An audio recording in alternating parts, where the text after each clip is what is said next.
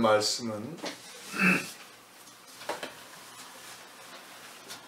누가복음 20장 9절에서부터 26절입니다. 신약성경 누가복음 20장 9절로부터 26절까지 말씀입니다. 그가 또 이 비유로 백성에게 말씀하시기 시작하시니라. 한 사람이 포도원을 만들어 농부들에게 세로 주고 타국에 가서 오래 있다가 때가 이름에 포도원 소출 얼마를 바치게 하려고 한 종을 농부들에게 보내니 농부들이 종을 몹시 때리고 거저 보내었거늘 다시 다른 종을 보내니 그도 몹시 때리고 능욕하고 거저 보내었거늘 다시 세 번째 종을 보내니 이 종도 상하게 하고 내쫓은지라. 포도원 주인이 이르되 어찌할까 내 사랑하는 아들을 보내리니 그들이 혹 그는 존대하리라 하였더니 농부들이 그를 보고 서로 의논하여 이르되 이는 상속자니 죽이고 그 유산을 우리의 것으로 만들자 하고 포도원 밖에 내쫓아 죽였느니라. 그런즉 포도원 주인이 이 사람들을 어떻게 하겠느냐. 와서 그 농부들을 진멸하고 포도원을 다른 사람들에게 주리라 하시니 사람들이 듣고 이르되 그렇게 되지 말아지이다 하거늘 그들을 보시며 이르시되 그러면 기록된 바 건축자들의 버린 돌이 모퉁이의 머릿돌이 되었느니라 함이 어찌미냐. 무릇 이 돌 위에 떨어지는 자는 깨어지겠고 이 돌이 사람 위에 떨어지면 그를 가루로 만들어 흩으리라 하시니라. 서기관들과 대제사장들이 예수의 이 비유는 자기들을 가리켜 말씀하신 줄 알고 즉시 잡고자 하되 백성을 두려워하더라. 이에 그들이 엿보다가 예수를 총독의 다스림과 권세 아래에 넘기려 하여 정탐들을 보내어 그들로 스스로 의인인 채 하며 예수의 말을 책잡게 하니 그들이 물어 이르되 선생님이여 우리가 아노니 당신은 바로 말씀하시고 가르치시며 사람을 외모로 취하지 아니하시고 오직 진리로서 하나님의 도를 가르치시나이다. 우리가 가이사에게 세를 바치는 것이 옳으니까 옳지 않으니까 하니 예수께서 그 관계를 아시고 이르시되 데나리온 하나를 내게 보이라. 누구의 형상과 글이 여기 있느냐. 대답하되 가이사의 것이니이다. 이르시되 그런즉 가이사의 것은 가이사에게 하나님의 것은 하나님께 바치라 하시니 그들이 백성 앞에서 그의 말을 능히 책잡지 못하고 그의 대답을 놀랍게 여겨 침묵하니라. 아멘. 아멘. 이 시간은 회개 대신 정치화하려는 사람들이라는 제목으로 함께 은혜를 나누겠습니다. 기도합니다.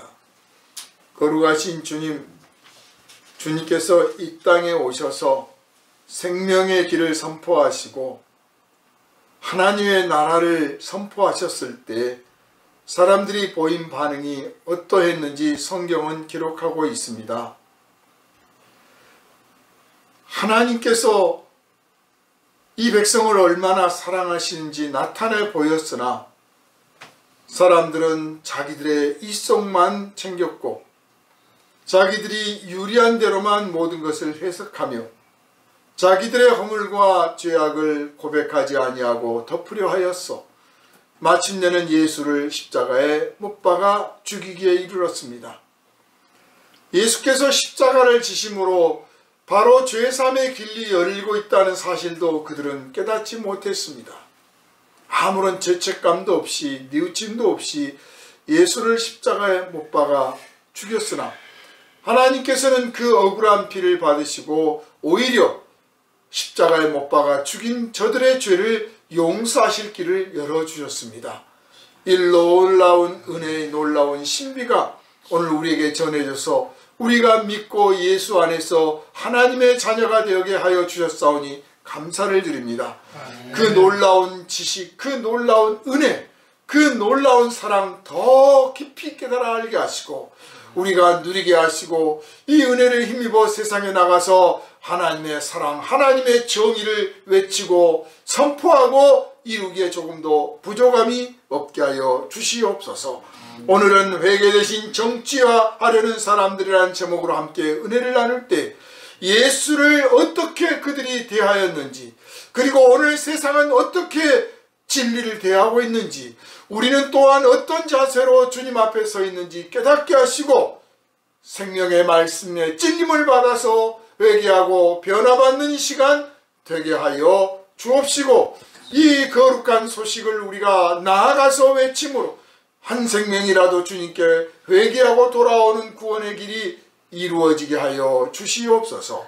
우리를 원하신 예수님 이름으로 간절히 기도하옵나이다. 아멘. 할렐루야. 아멘. 하나님보다 더 답답하신 분이 없을 거예요. 사람들이 이 잘못을 저질렀는데도 그것을 깨닫지 못한 사람 볼 때 답답하고, 잘못한 것이 이미 드러났는데 인정하지 않는 사람 볼 때 우라통이 치밀고, 또 그거를 올바르게 판단하고 심판해야 될 법정에 고소를 했는데 그 판결이 또한 굽어졌을 때 정말 분통이 터질 정도로 우리들이 느낍니다. 이게 뭐 인류 역사에서 수없이 반복된 일이죠. 그런데 하나님보다 더 분통 터지신 분이 계시겠어요? 하나님보다 더 억울한 분이 계시겠습니까? 에덴 동산에서 죽을까 봐서 그거 먹지 말라고 그렇게 신신당부 명령을 했는데 그걸 뱀이 와가지고 그거 먹으면 네가 하나님처럼 눈이 밝아질까 봐서 못 먹게 한 거야. 그랬을 때 그 소리를 하늘에서 들으셨던 하나님은 얼마나 분통이 터지고 억울했겠습니까? 인간이 하는 짓이 그렇습니다. 그래서 종들을 보내서 회개하라, 그렇게 살면 안 된다, 그냥 점잖게 말씀하셔서 그렇게 하고, 아주 그냥 그 분통 터지는 그대로를 표현하면 그따위로 살지 마라. 다른 백성도 아니고 하나님의 백성, 하나님께서 택하여 삼은 백성, 하나님께서 거룩하게 하신 백성, 하나님께서 약속하신 백성, 그들이 무슨 뭐 군대가 강해서 뭐 정치를 잘해서 뭘 뭐 위대한 발명을 해서 나라와 민족이 유지되는 게 아니라 하나님께서 사랑하시고 하나님께서 택하여 보호하여 주시기로 하셨기 때문에 그 나라 그 민족이 유지되고 있는데 그 민족 안에서 다투고 싸우고 빼앗고 훔치고 강자가 약자를 막아주 막 그 수탈을 하고 온갖 괴기와 술수가 난무하고 정치가 부패한 것을 통제하고 바로 잡아야 될 종교까지도 부패해가지고 탐욕으로 가득 차고 백성들이 하나님 앞에 바친 재물들을 탐내서 다 사사로이 자기 것을 만들고, 예? 교회 헌금이 왜 자기 거야? 다 자기들 몫으로 만들어버리고 도무지 양심의 가책도 안 느껴요. 하나님 앞에 바르게 살으라고 제사법이 있는 거지, 죄 많이 저지르고 와서 제물 바쳐라 그런 제사법이 아니잖아요. 그렇잖아요. 하나님 앞에 바르게 살아라 그런 뜻으로, 그럼에도 불구하고 살려고 하는데도 잘 안 됐을 때 뉘우치는 마음으로 와서 제사를, 속죄의 제사를 드려라 한 것인데, 그냥 내가 죽냐 양이 죽지, 내가 죽냐 소가 죽지, 우리가 죽냐 하나님 앞에 바친 저 재물이 죽지, 도무지 가책도 안 느끼고 한두 마리 죽으면 그것으로 끝이야. 그냥 아까운 줄도 몰라. 회개를 안 합니다. 우리가 찬송가 부르면서 예수여 예수여 나의 죄 인하여 내 죄 때문에 당신이 죽으셨으니 용서해 주십시오. 뉘우칩니다 하는 마음을 막 부를 때 우리는 아무것도 지금 바친 게 없어요. 그냥 예수님이 우리를 위해서 대신 죽으셨다고 하는 그 하나를 믿고 믿음으로 받아들여서 하나님 앞에 나를 대신해서 죽으신 그분에게 감사하며 죄송하며 하나님 용서해 주시라고 우리가 회개에 찬송을 합니다. 유대인들은 양을 잡아 바치고 소를 잡아 바치고 비둘기 잡아 바치면서 하나님 용서해 주세요 하고 빌었습니다. 그런데 그때뿐이야. 그때뿐. 돌아서면 다시 또 저지르는 거예요. 진정한 회개가 아닌 거죠. 그러므로 오늘 우리가 성령을 받아서 성령께서 감동을 주셔서 정말 아무것도 안 바쳤는데 양을 바친 것도 아니고 돈 바친 것도 아니고 소 바친 것도 아니고 예수가 나를 위하여 대신 십자가에서 나를 위한 속죄 제물이 되셨다. 예수 피를 받으셨다고 하는 그 복음을 듣고 그걸 믿고 하나님 앞에 용서를 청할 때 이게 진짜 회개라는 것을 여러분 깨달아 하시기를 바랍니다. 아멘. 유대인들은 하지 못했던 진짜 회개를 우리는 지금 하고 있는 거예요. 왜 예수께서 십자가를 지셔야 됐나? 하나님께서 왜 당신의 아들을 그 십자가에 못 박아서 피 흘리게 하셔야만 했나? 양을 바치고 소를 바치고 비둘기를 바쳐서 하나님 앞에 속죄의 제사, 속건의 제사를 드릴 때 진심으로 뉘우치는 마음, 다시는 내가 죄를 짓지 아니하리라는 그 뉘우침이 없는 것을 보시고 그러면 내 아들을 죽여서 제물로 삼을 테니 그러면 너희가 진짜 회개를 하겠느냐 하신 거예요. 그 사건을 지금 오늘 예수께서 미리 말씀을 하십니다. 미리 말씀을 하시는 거예요.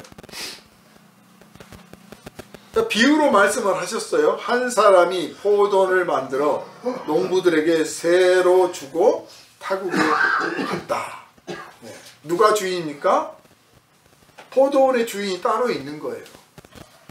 농사를 짓는 사람이 주인이 아니고 주인이 따로 있어. 그런데 농사를 맡겼어. 아예 지어서 그냥 너희들이 여기다 지어라가 아니라 아예 포도원을 만들었단 말이에요. 포도원을 만들었어. 그러니까 땅을 일구고 포도를 심고 수확할 수 있는 정도까지 딱 만들어 놓고 그리고 이제 새를 맡긴 거죠. 관리만 잘해서 거저 얻어먹이면 돼. 하나님이 세상을 창조하실 때 우리에게 뭐 창조를 해라, 뭘 만들어라, 공룡을 만들어라, 고래를 만들어라 하시지 않고 하나님께서 다 만들어 놓으시고 그 안에서 관리 잘하고 누리면 되는 거예요. 그렇게 살아라. 너희들 누리고 살아라. 그렇게 맡기신 거예요. 인간은 뭐 할 게 없어. 그냥 만들어 주신 속에서 관리 잘하고 누리고 보존 잘하면 되는 거예요. 그리고 하나님께 이 주인이 따로 있다 하는 뜻으로 영광을 돌리고 오늘 본문을 보면 그 새를 받고자 했단 말은 내가 주인이다. 그건 기억해라 그 뜻이죠. 선악을 알게 하는 과실을 심어놓고 나무를 심어놓고 이건 먹지 마라. 내가 여기 주인이다. 너는 그걸 기억해라 그거예요. 인생이 인간이 주인이 아니야. 내가 내 주인이 아니에요. 하나님이 주인이셔. 세상의 주인이시고 생명의 주인이셔. 그런데 나에게 맡기셨어. 네가 마음껏 누려라. 네 몫이다. 그러니까 네 것처럼 살아. 그래서 내가 주인이야.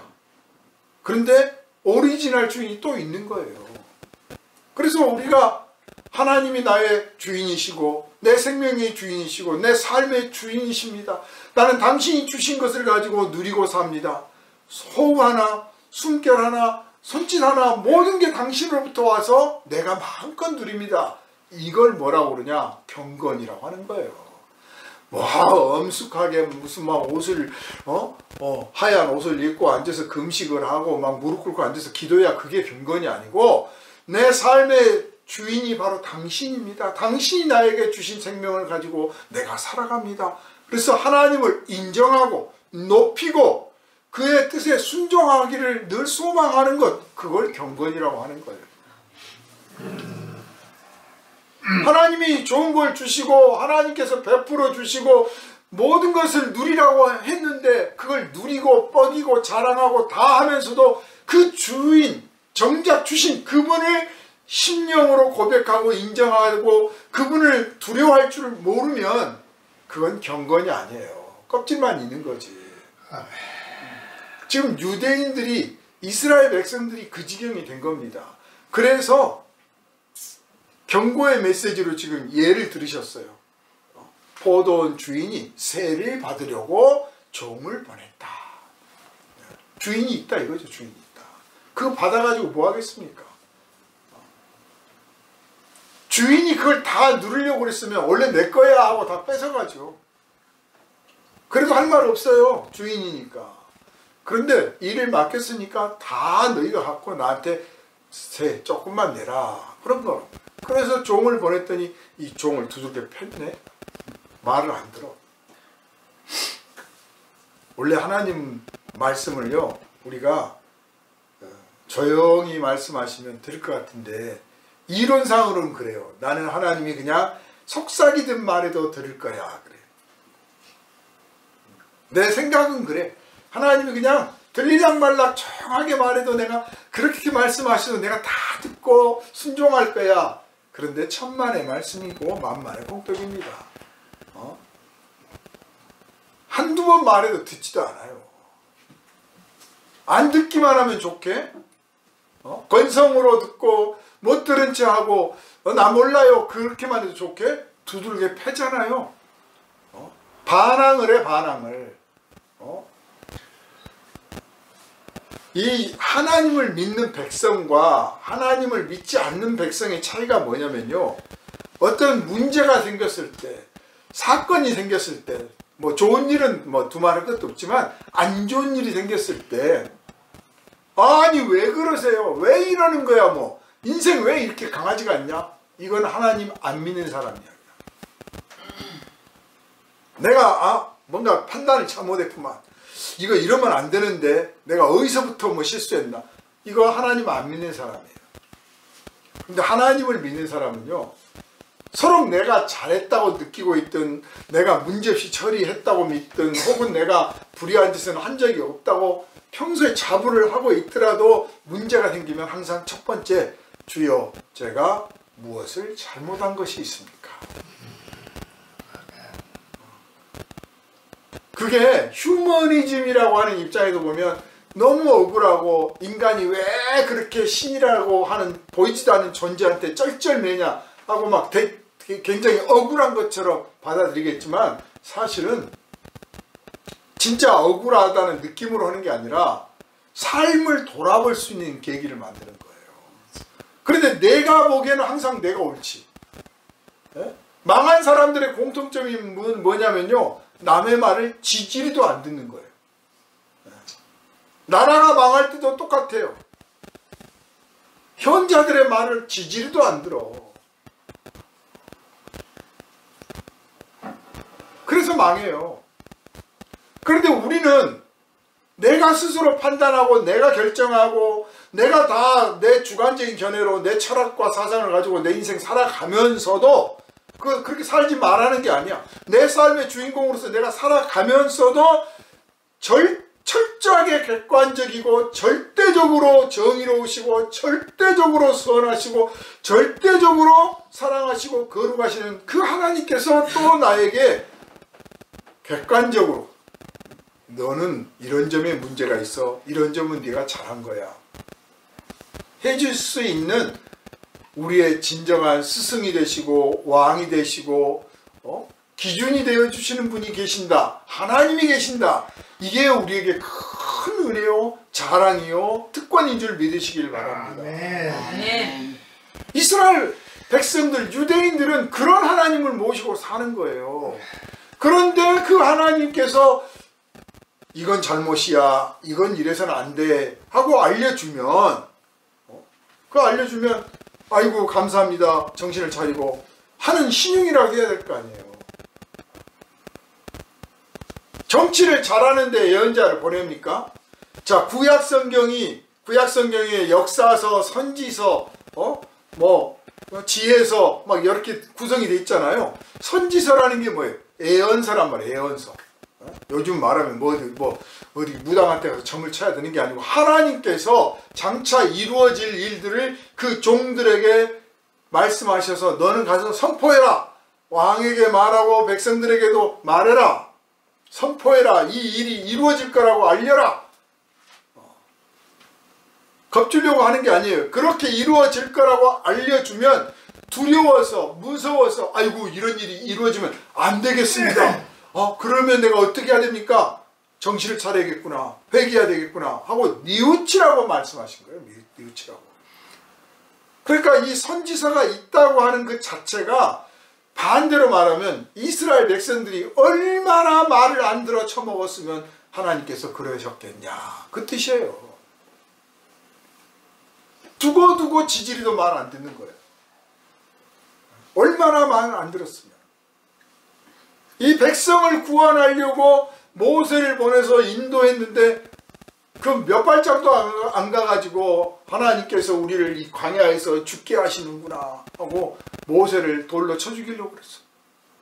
자기들을 이끌어냈던 그 영도자를 안 그래 그 모세가 없었으면 애굽에서 종살이 아주 그냥 평생 대대손손할 판인데 모세가 이끌어서 그나마 나왔는데 그 모세를 쳐 죽이려고 한다니까요.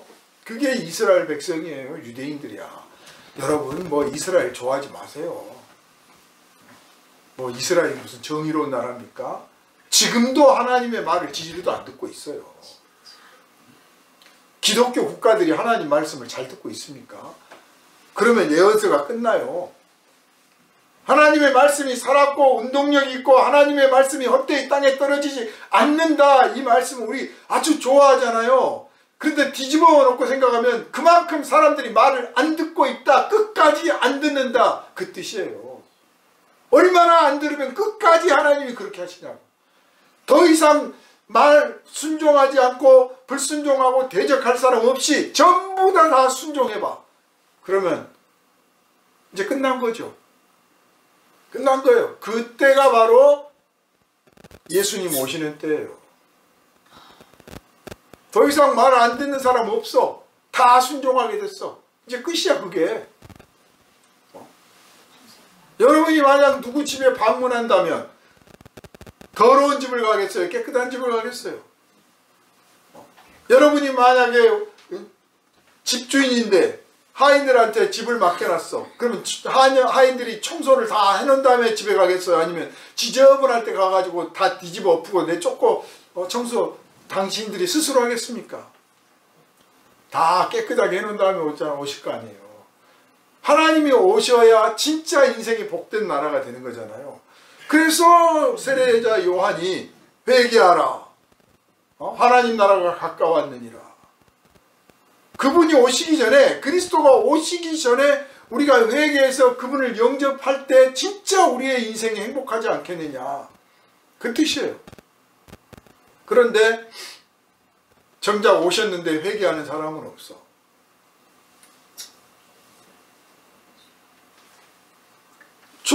첫 번째 종을 보냈더니 새를 바치기는 그냥 두드려 팼고 또 종을 보내니까 또 이번에도 또 때리고 능욕하고 그랬어요. 첫 번째는 때리더니 이번엔 때리고 능욕했어요.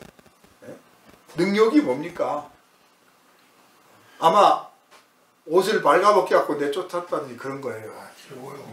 때리기만 한 게 아니라 옷을 발가벗겨 가지고 이마에다가 뭘 묶어 가지고 어깨띠를 둬 가지고 나는 종입니다. 이런 식으로 했다든지 그래서 망신을 주면서 모욕을 했다는 말이에요. 그러니까 또 세 번째 종을 또 보냈어요. 이 종도 상하게 하고 이제 때렸다 정도가 아니라 뺨 때리고 말로 차는 정도가 아니라 상하게 했어요. 그러니까 아주 심하게 한 거죠. 어디를 부러뜨렸든지 칼로 막 찔렀든지 해서 사람을 아주 망가뜨려 놓은 거예요. 그리고 내쫓았어. 아니 자기 집도 아닌데 자기 땅도 아닌데 내쫓은 거예요. 근데 딱 이런 모습이 인간들이 하나님을 대하는 태도예요. 하나님께서 우리에게 주신 이 땅에서 이렇게 살면 안 돼, 그렇게 해서는 안 돼, 그렇게 관리하면 안 돼, 서로 사랑하면서 가진 자는 나누고 없는 자는 욕하지 말고 뺏으려 하고 훔치지 말고 높은 자는 낮은 자를 무시하지 말고 낮은 자는 높은 자를 막 욕하지 말고 뒤에서 흉보지 말고 서로 존중하고 사랑하고 아끼면서 살아야 돼. 서로에게서 지혜를 구하고 서로가 서로를 사랑하면 높은 것 같지만 낮고 없는 것 같지만 있는 그런 세상이 되는 거예요. 부자 다 없애라는 뜻도 아니고 높은 사람 다 없애라는 뜻이 아니야. 높은 사람은 높아질 수 있고 부자도 부자 나올 수 있는데 그 중에 서로 나누고 아끼고 그래서 서로 존중하고 또 보살펴주고 그렇게 하면 되는 거예요. 왜냐? 자기 게 아니거든. 맡긴 거잖아요. 맡긴 거. 그런데 그렇지 않으니까 그건 아닙니다. 그렇게 살면 안 됩니다. 왜 우리에게 이런 일을 부당한 짓을 합니까? 왜 불의하고 악한 행동들을 합니까? 라고 지적하면 그러면 거기에 대해서 미안합니다. 잘못했습니다. 뭐 최소한 입이라도 립서비스라도 그렇게 해야지. 립서비스는커녕 두들겨 패고 모욕하고 심지어는 몸을 상하게 하고 능욕하고 그게 이스라엘 백성들 다른 민족 말할 것도 없이 이스라엘 백성들 하나님의 백성이라고 하는 이들에게 하나님께서 보내신 그 예언자들을 그렇게 대접한 거예요. 그렇게 대접했어요. 하나님의 말씀을 전했던 예언자 중에 이 선지자 중에서 정말 마지막 그 말년 그 노후를 편하게 보내서 임종을 맞이한 사람이 몇 사람이나 됩니까? 아브라함 조상이니까 감히 못했겠죠. 다윗은 왕이 됐으니까 못했죠. 또 모세도 아까 죽이려고 그랬다니까요. 다윗도 사실 죽이려고 그랬죠. 나머지 이사야, 예레미야, 스가랴, 스바냐, 미가, 나움, 하박국 그 외에도 어떠한 종이든 하나님의 말씀을 이 백성들에게 회개를 촉구했던 종들은 대접을 못 받았어요. 참 괴롭게 살다 갔습니다. 그게 이스라엘 백성들의 태도였습니다. 거기에 이제 한술 더 떠서 포도원 주인이 이르되 내 사랑하는 아들을 보내리니 그러면 그는 혹시 존대하지 않겠나 했더니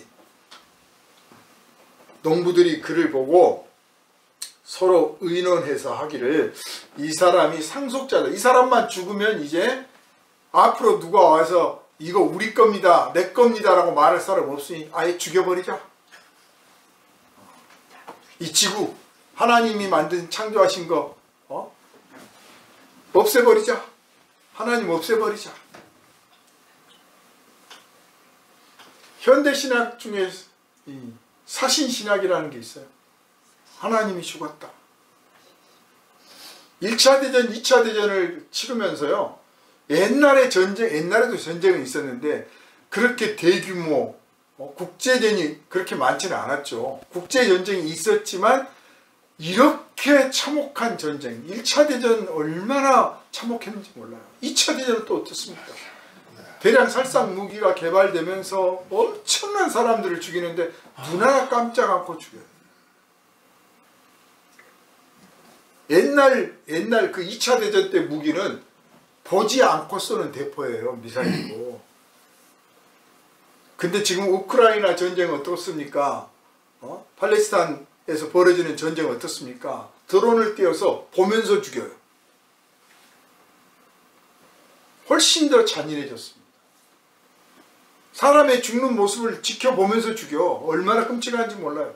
저는 그 빈 누구죠? 그 빈라덴 9.11 주범.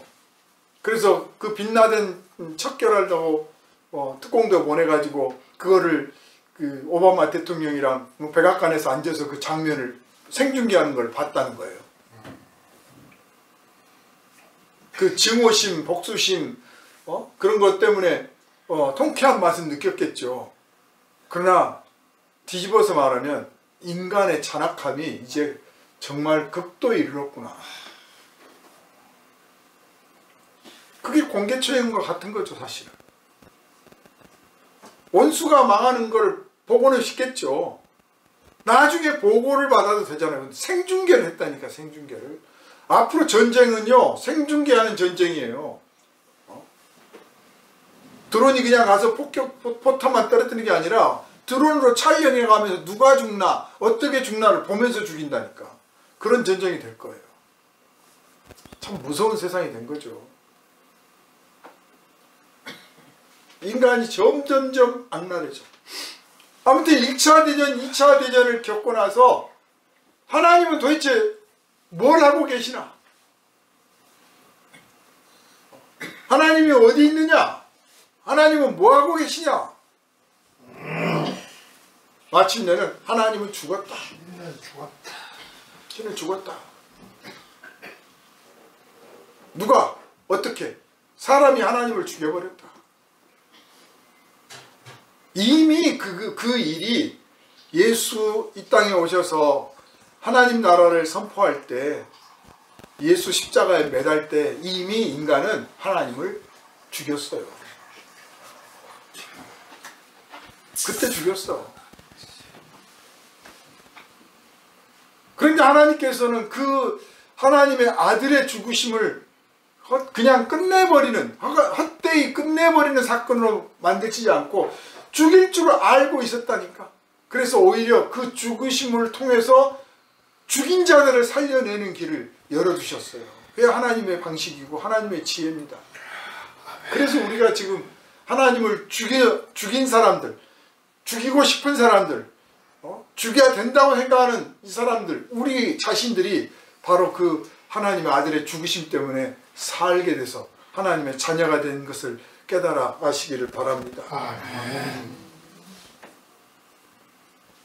아들을 보내면 그러면 대접을 해주지 않겠나, 인정해주지 않겠나 했더니 오히려 이 사람을 죽이고 이 재산을 가로채져요. 이제 세를 바치지 않는다가 아니라 아예 이걸 우리 것으로 만들자. 그래, 인간이 지구를 마음대로 하게 되니까 어떻게 됐습니까? 지금 지구가 어떻게 됐습니까? 하나님 없이 통치하는 나라가 지금 어떻게 돼가고 있습니까?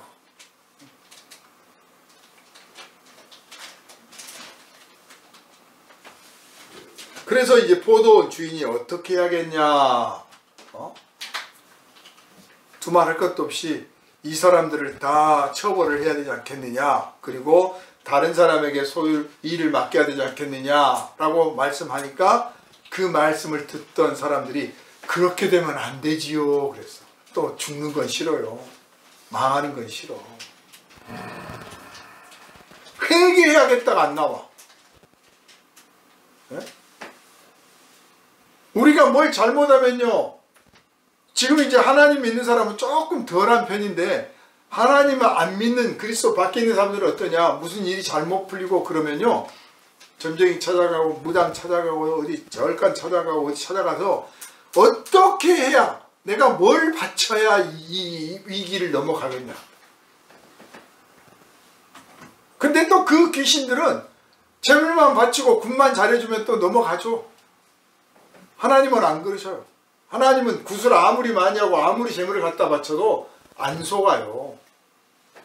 속이지도 않으신 분이지만 속지도 않으셔. 그가 바르게 회개하고 진심으로 인생을 돌이키면 뭐 하나 안 바쳐도 그냥 용서해 주셔요. 우리가 하나님께 무슨 양을 잡아 바쳐서 지금 하나님이 우리에게 복을 주십니까? 진심으로 성령께서 깨우쳐 주신 대로 진심으로 뉘우치고 삶을 돌이키기만 하면 하나님께서는 우리에게 미루어뒀던 복을 주시고 더 많은 은혜를 주시려고 하시는 분이에요.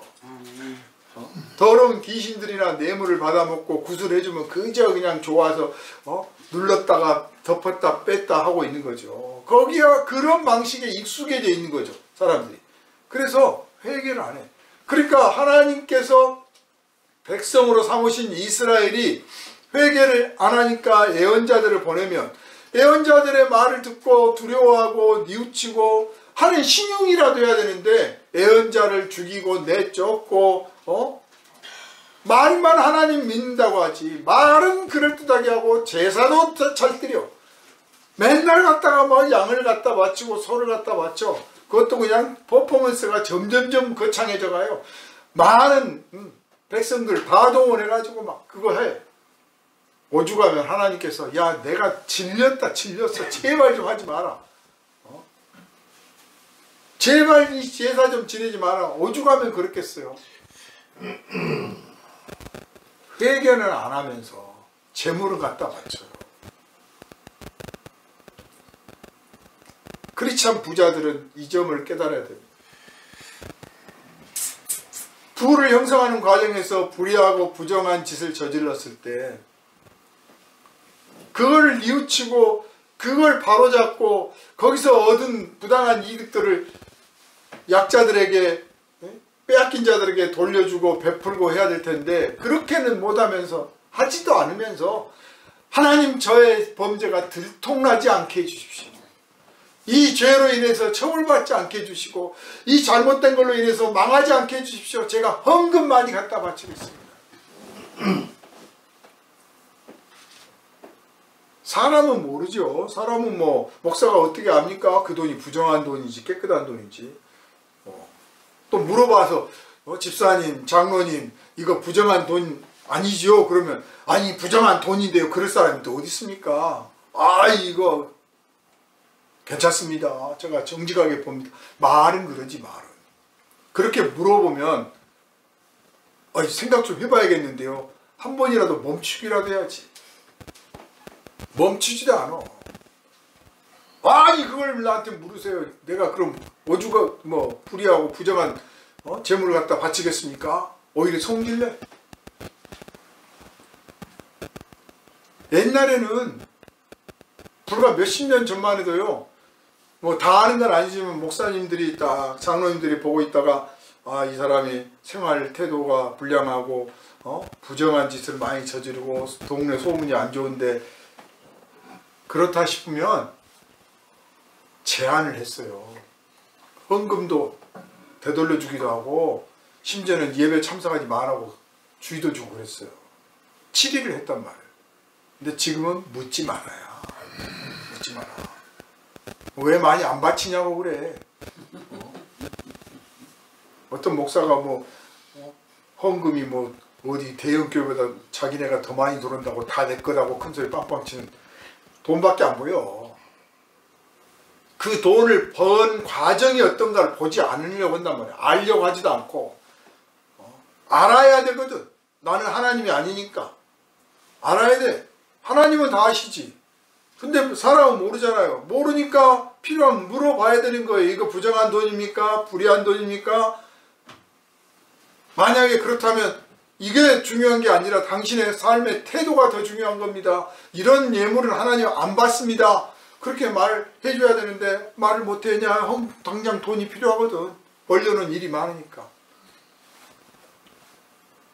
그게 지금 모습이 아니고 당시 유대인들의 모습이에요. 당시. 근데 그때는 지금보다 죄를 지을 일도 별로 없지요.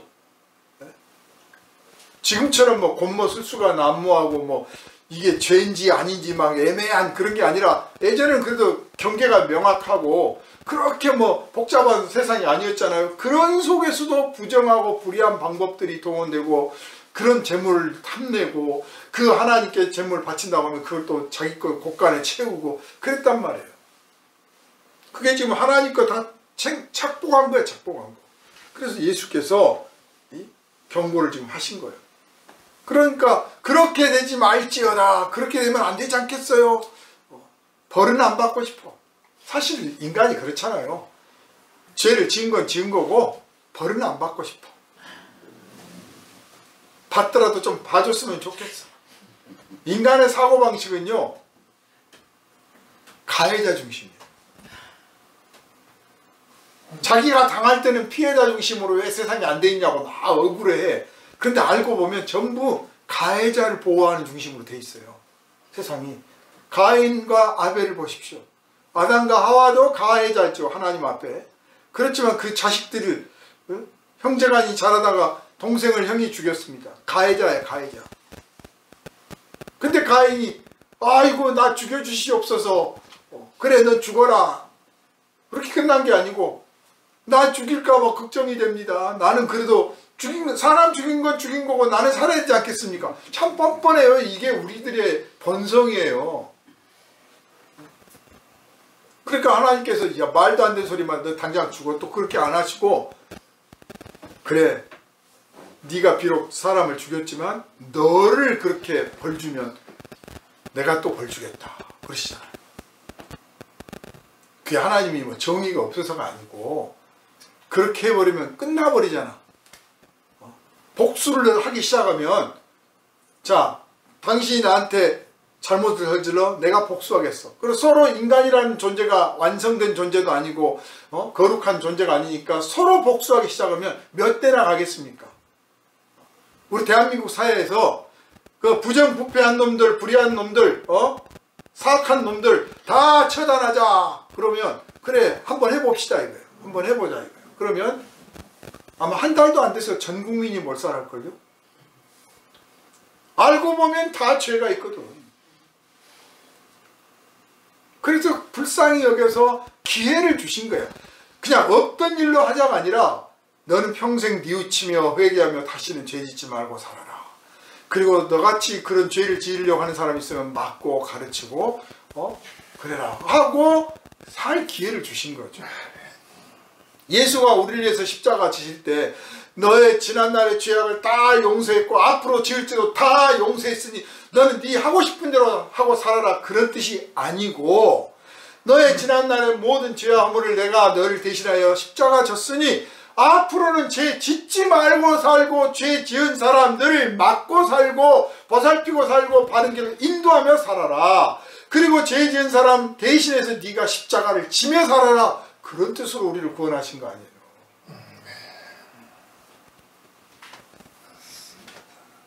벌은 안 받고 싶어. 인간 사회는 다시 말씀드리지만 피해자를 보호하고 조치하는 사회가 아니에요. 그건 너무 미약해요. 부족해. 전부 가해자를 어떻게 하면 봐줄까, 용서할까, 살려줄까 중심으로 돼 있어요.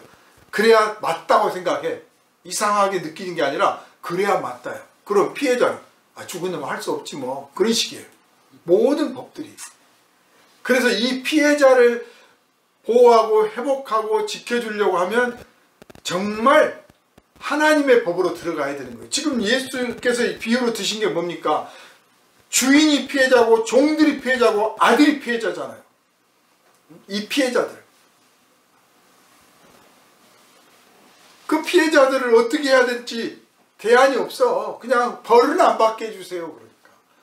그래서 예수께서 이제 노골적으로 말씀하십니다. 건축자가 버린 돌, 그 돌이, 건축을 하는 사람들이, 일꾼들이 내 집을 이렇게 좀 지어주시오 하고 맡겼더니 가장 쓸만하고 괜찮은 돌은 딱 치워버리고 자기들이 필요하고 예쁘다고 생각한 돌을 갖다가 다 쓰려고 한단 말이에요. 그러니까 그거 아니다 하고 제대로 갖다가 모퉁이 돌로 삼았다. 대개 모퉁이 돌이라는 게 그 건물에서 가장 무겁고 큰 돌이에요. 소위 그 지주 역할을 하기 때문에. 그러니까 못생기긴 했지만 아주 튼튼한 돌이거든. 그러니까 그 돌에 엎어지면 박살이 나는 거예요. 그냥 깨지는 거죠. 작은 돌이 아니야.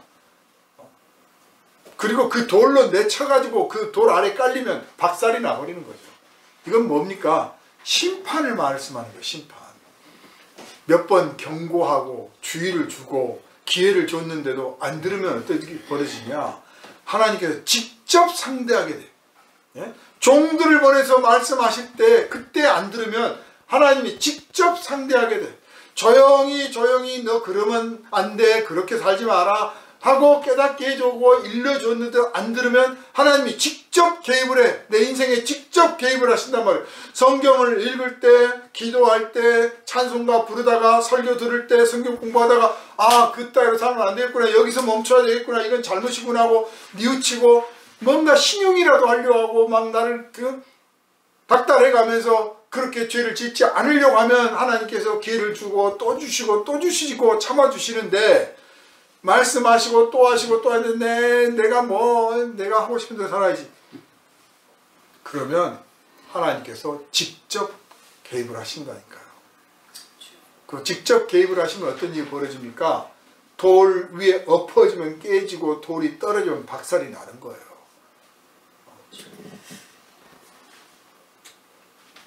그러니까 이 말씀을 딱 듣고 보니 아, 이거 우리한테 들으라고 한 말이네. 또 깨닫는 건 있어요. 내 잘못을 지적하고 있네. 깨닫는 건 있어. 그러면 두려워하고 기분 좋을 사람 한 사람도 없어요. 기분은 나쁘지만 에이, 내가 그런 말 듣기 싫어서라도 내가 앞으로 안 그래야 된다. 최소한 그 정도는 해야 되는데 그게 아니야. 이게 어디다 대고 감히 지적질이야. 누가 너를 우리의 선생 삼았냐. 베드로가 이스라엘 백성들이여 하고 회개를 촉구하니까 이놈 봐라, 어디서 선생질이야. 예수께서 너희들 그렇게 살면 안 돼 하고 말씀하시니까 어디 나사렛 촌놈이 와가지고 이따 이 소리를 해.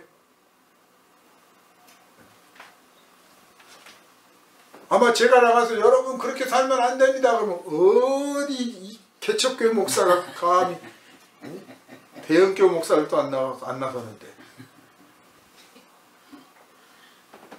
애들이 집에서 아빠 그렇게 살지 마라 그러면 너나 잘해 이놈아, 말 안 들어요. 그게 인간이에요, 인간. 종교인이라고 다를 바가 없어. 그런데 문제는 종교인, 유대인, 특히 그 가운데 종교인들이 일반 사람들보다 더 회개가 안 되는 거예요. 왜냐? 우리가 하나님의 백성이요, 내가 하나님의 종이거든. 그러니까 바울 사도가 전도할 때 베드로가 전도한 것보다 바울 사도가 전도한 것이 더 효과가 나타날 수밖에 없었던 게, 베드로 사도들, 그 사도들은 전부 유대인 중심으로 했잖아요. 물론 사도행전을 보면 하루에 3,000명도 회개했다. 3,000명도 회개했어. 그런 일이 한 번 있었어요, 한 번. 맨날 그런 게 아니고. 한 달 전쯤에 필리핀에 계신 선교사님이 저한테 이제 문자를 보내오셨어요. 요번에 이제 그 교회 개척 창립 몇십 주년 돼가지고 저한테 뭐 매주년 기념식 때마다 오라고 그러는데 참 계속 못 가는데, 이번에도 이제 그 기념 대회를 했다는 거예요. 근데 그분이 워낙 열심히들 하니까 대학교도 세우고 고등학교, 중학교도 세우고 교도소 사역도 하고 교회를 뭐 수백 개 원주민 교회 개척도 하고 아무튼 굉장히 열심히 해요. 뭐 눈꽃 뜰 새 없이. 그런데 요번에는 이제 전체 모여서 같이 컨퍼런스 겸해서 이제 대중 집회를 했는데 2만 명이 스타디움에 모였대요. 2만 명이 모여서 같이 찬양하고 기도하고 했는데, 거기에 그 초청받아서 그냥 구경 삼아서 온 사람들 중에서 내가 회개하고 예수를 영접하겠다 한 사람이 3,000명이 넘었어요.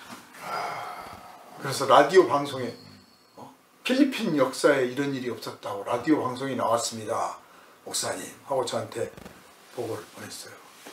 그래서 그게 그냥 됐겠습니까? 그동안에 그 목사님뿐만 아니라 그 일을 관련된 그 스태프들, 그 사람들이 열심히도 했지만 평소의 생활 속에서 참 진실하다, 괜찮은 사람들이다 하는 그런 게 있었기 때문에 사람들이 가서 마음을 열지, 그냥 예수 믿어라 쪽지 나눠줬다고 되는 게 아니잖아요. 뭘 갖다 줬다고 되는 게 아니라 정말 마음에 뉘우침이 있으니까. 제가 가서 그때 한 번 가서 만난 사람 중에 보라카이의 그 깡패 2명 회개해가지고 목사가 된 사람이 있어요. 아주 근데 어린 양 같아. 얌전해. 그래서 이제 인사하고 뭐 이렇게 막 한참 같이 밥 먹는데 옆에서 와서 그런 거야. 이분이 보라카이에서 넘버원이래. 조폭 두목이야. 보라카이 전체. 벌벌 떤대요. 근데 그 사람이 예수 믿고 회개해가지고 신학 공부해서 목사까지 됐어. 근데 그냥 저와 같이 식사하는데 제가 심부름 할게요. 목사님 저를 가만히 계세요. 제가 할게요. 막 밥도 자기가 갖다 주고 막 하는 거야. 나는 그냥 뭐 그런가 보다 했죠. 그냥 뭐 알고 보니까 그렇게 했어요. 그리고 아주 어린 양처럼 달라졌어요. 그런 모습들을 보이니까 사람들이 야, 저 교회 좋구나. 저 사람처럼 우리도 되겠구나. 저 사람 변화시킨 거. 한 사람 좋아진 것뿐만 아니라 이 조폭이 회개하니까 나쁜 일이 안 일어나잖아. 살만 나는 세상 되잖아요. 그러니까 사람들이 예수 믿겠다고 오는 거 아니에요. 그래서 그전에도 그렇게 많은 분들이 회개하고 매년 결신을 했는데 요번에는 하루에 3,000명이 넘어가지고 이게 방송이 나와서 필리핀 방송에 기도해 줘서 고맙습니다. 아니 내가 기도해서가 아니고 당신들이 정말 진실하고 성실하게 했기 때문에 하나님께서 기뻐하셔서 이런 열매가 맺어진 거다. 베드로가 설교할 때 하루에 3,000명이 회개했다. 베드로의 설교에 파워가 있고 뭐 우리는 다들 그렇게 생각을 하는 거예요. 성령의 역사가 일어났고 뭐 파워풀했다. 아니에요. 그런 결신 앞에 이 초대교회 성도들이 예수 십자가에 못 박히고 그 불안하고 위급한 상황에서도 그런 속에서도 용기를 잃지 않고 담대하게 복음을 전했을 뿐만 아니라 서로 아끼고 사랑하고 보살펴주고 그런 모습들을 보니까 내가 그 공동체에 들어가겠다. 예수 믿으면 욕먹고 파교당하고 파문당하고 집안에서 쫓겨나고 그랬던 상황인데도 우리가 예수 믿겠다고 나온 사람이 3,000명이 넘을 수 있었던 거 아닙니까? 그러니까 한 사람 진심으로 변화받으면 그 동네가 구원을 받는 거예요. 왜 요즘 교회에 전도가 안 된다고 하냐 이거야. 제대로 변화받고 제대로 회개하는 사람이 없기 때문에 그런 거예요. 그러니까 어느 틈엔가 우리가 지금 이 성경 이 본문에 등장한 유대인들처럼 대제사장이나 서기관들처럼 우리도 그렇게 되고 있는 거예요. 나도 하나님 알거든. 나도 믿거든. 네 알았다니까. 그런데 결정적인 순간에는 네가 뭔데 나한테 가르쳐. 네가 뭔데 나한테 따져. 때리고 욕하고 내쫓고 심지어는 예수 십자가에 못 박아 죽이듯 비방을 하는데 그 형태가 어떠냐. 이 본문에 보니까 이제 양심에 찔리고 가책을 받았잖아요. 그러면 회개를 하고 뉘우치고 피하고 두려워해야 돼. 감히 나서지를 못해야 되는데 오히려 저걸 없애버리자. 저걸 제거해버리자. 근데 자기대로는 피 안 묻히고 싶어. 자기들 피는 안 묻히고 싶어 손에. 그러니까 로마에다가 부탁을 해서 로마에다가 뭐 찔러서가 아니라 로마에서 저절로 이놈 봐라 하고 만들어야겠다 하고 거론을 합니다. 제일 민감한 세금 문제. 세금을 내야 됩니까? 말아야 됩니까? 세금을 내야 된다 그러면 이 민족 반역자가 되는 거고, 그죠? 세금을 내지 말아야 된다 그러면 로마의 반역자가 되는 거예요. 어느 쪽 대답을 해도 위험한 거예요. 어떤 대답을 해도. 함정을 파면 꼭 그렇게 파요. 우리는 영화 같은 데서 보면 주인공을 좋아하다 보니까 주인공이 다 위기를 넘어가잖아요. 그런데 실제로 인생에서 벌어지는 일, 특히 우리를 만약에 정말 누군가가 함정에 빠뜨리려고 작정을 했잖아요. 덫을 놓고 올무를 놓으면 이래도 걸리고 저래도 걸리게 해요. 치밀합니다. 이 엘리트들이 모략을 꾸며대기 시작하면 정말 빠져나갈 수 없게 해요. 배운 것이 그거야. 이 지혜를, 지식을, 그런 머리 돌아가는 능력을 사람을 해치는 데 쓰면 아주 끔찍하게 해요.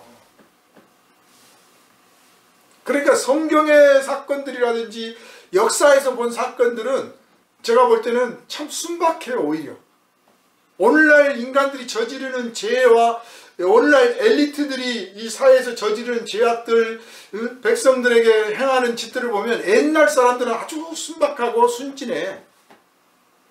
지금은 안 그래요. 아주 치밀해요. 그러니까 공부 잘하는 사람들 부러워하지도 말고 존경하지도 마세요. 그냥 그런가 보다 하세요. 그거 칭찬해주고 부러워하고 인정해주고 공부 잘한 거 하나가 권력이야. 그랬더니 이 나라 꼴을 개판으로 만들어버리잖아. 이스라엘 이 유대 백성들이 잘못해서 나라가 망했습니까? 그 정치 지도자들과 이 종교 지도자들이 부패했기 때문에 나라가 망한 거지.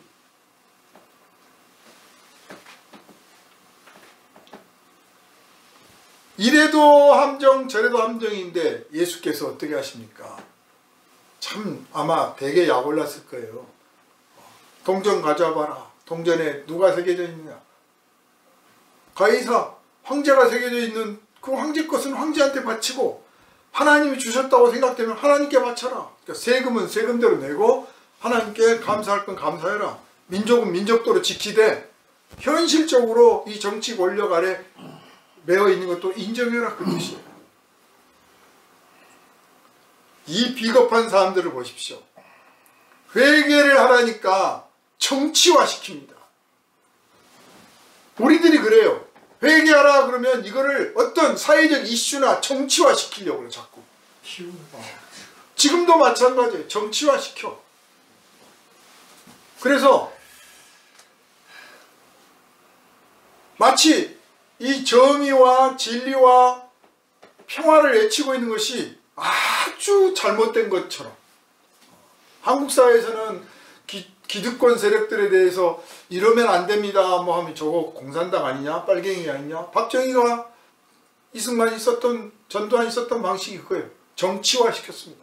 사회 문제점을 지적하면 그래 그 이야기를 들어보니 네 말이 이런 점에서는 부당하고 이런 점에서는 일리가 있다. 이런 점은 우리가 고려할 거고 이렇게 계산할 거다. 이렇게 대답해야 되는데 빨갱이다. 빨갱이다. 우리가 그게 익숙해져 있어요. 그래서 교회에서도 문제점이 지적되면 터무니없는 걸 갖고 시비 거는 사람도 있어요. 교회를 분열시키려고 하는 사람도 있고 잘난 체하는 사람도 있어. 그런 거야 뭐 당연히 막아야겠죠. 그러나 정말 실제적인 문제가 있어서 지적을 하면 그런 점에 대해서 내가 미처 몰랐다든지 이제 듣고 보니 알았다든지 또는 뭐 어떤 점은 개선하고 어떤 건 한계가 있다든지 이건 너무 이제 허황된 이론에 불과하고 실제는 그럴 수 없다든지 뭔가 조치해야 되는데 이단이다. 요새는 이제 제일 좋아요. 신천지다. 강북에 있는 큰 대형 교회가요. 목사가 비리가 발견됐어. 근데 요만한 게 아니고 이런 비리가 엄청 많이 발견됐어요. 그러니까 그 시스템의 안정을 취하려고 하는 입장인 장로들은 목사가 잘못했지만 이 시스템을 갖고 가기를 원하는 거예요. 그리고 적당한 때에 목사를 바꿔야겠다 생각을 해요. 그런데 이제 장로들 그런 뭐 시스템 같은 거 생각 안 해. 그냥 하나님의 사랑과 하나님의 질서가 이 교회 안에는 있어야 되지. 이런 비리를 저질러서 내버렸더니 막 한마디 두마디 세마디 하면 넌 나대지 마. 아니 엊그제까지 같이 밥 먹고 같이 성경 공부하고 같이 기도했던 사람이야. 그런데 계속 말하니까 얘 신천지 아니야? 신천지가 침투를 해가지고 무슨 간첩이야? 난파해가지고 신천지가 들어가지고 교회를 쪼그렸다. 그러니까 신천지가 그 소리를 듣고 어떻게 했어요? 아이고 만세다. 빨리 들어가자. 교회 거들라 그랬죠. 이단이 들어오기 딱 좋은 거예요. 회개할 때 회개를 하면 2단 아니 3단도 못 들어요. 그런데 회개를 안 하잖아요. 2단 아니라 3단 아니 5단도 들어와요.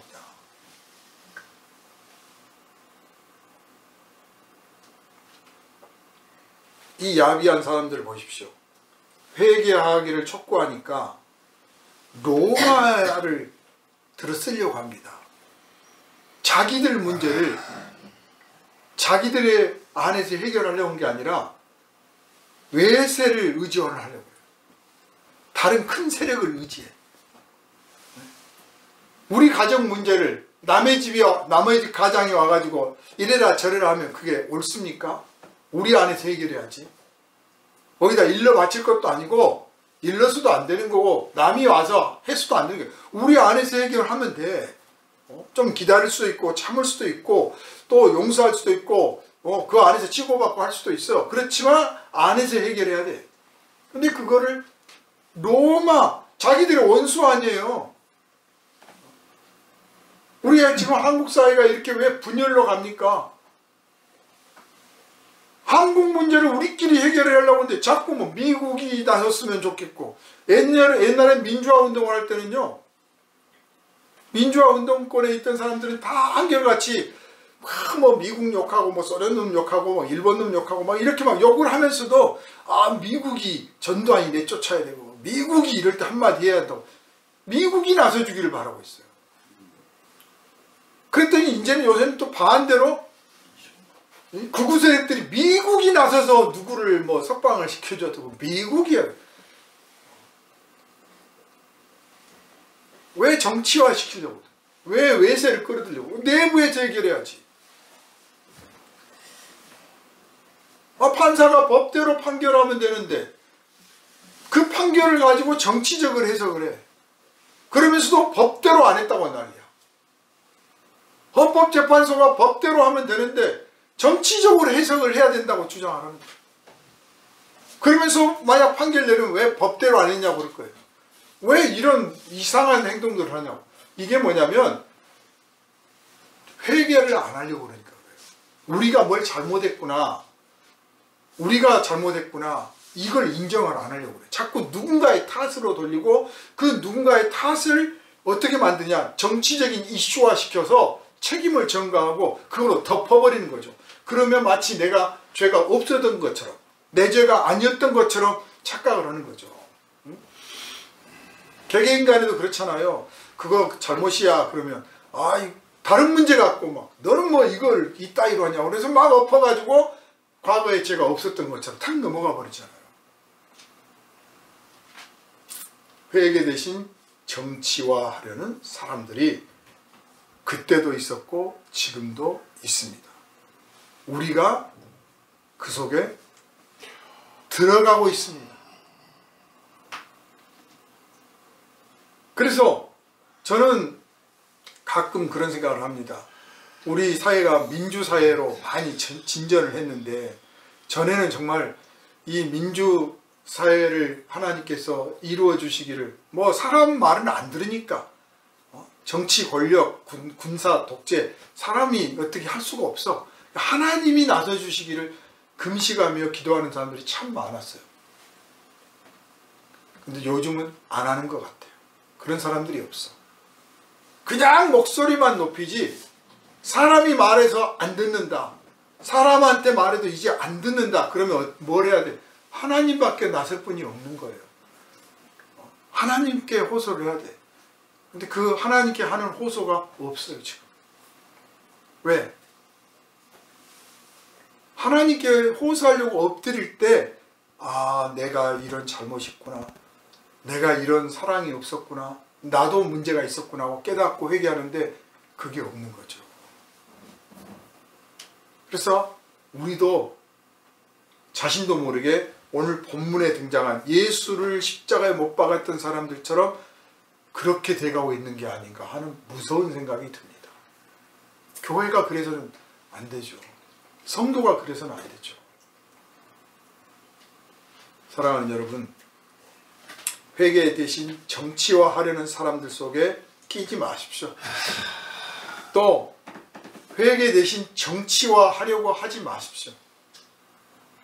정말 하나님이 원하시는 것은 내가 의롭게 사는 것도 중요하지만 의롭지 못함을 인정하고 회개하는 것임을 여러분 인정하시고 성령께서 여러분에게 일깨워 주신 대로 그 십자가의 보혈 아래서 죄를 회개하고 뉘우침으로써 이 사순절을 맞이하고 부활절을 맞이해 나가는 저와 여러분 되시기를 주님의 이름으로 축원합니다. 아멘. 거룩하신 주님, 예수님 당시에 그 유대인들이나 종교인들의 모습이 오늘 우리가 사는 사회의 모습과 별반 다를 게 없습니다. 예수가 십자가를 지셔야만 했던 그 비극적인 상황이 오늘 이 땅에도 다시 되풀이되고 있습니다.